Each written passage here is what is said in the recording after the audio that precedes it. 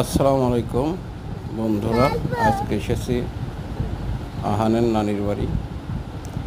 আজকে আমরা দুই বাপ বেটা আম পারব।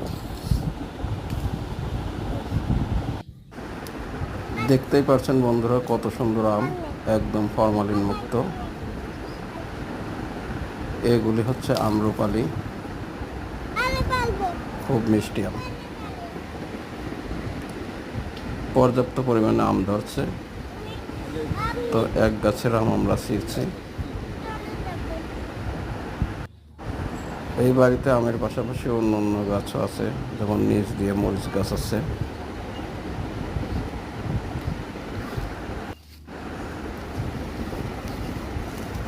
তো বন্ধুরা, আমাদের এই ভিডিওটি ভালো লাগলে লাইক, কমেন্টস এবং সাবস্ক্রাইব করবেন। আল্লাহ হাফেজ।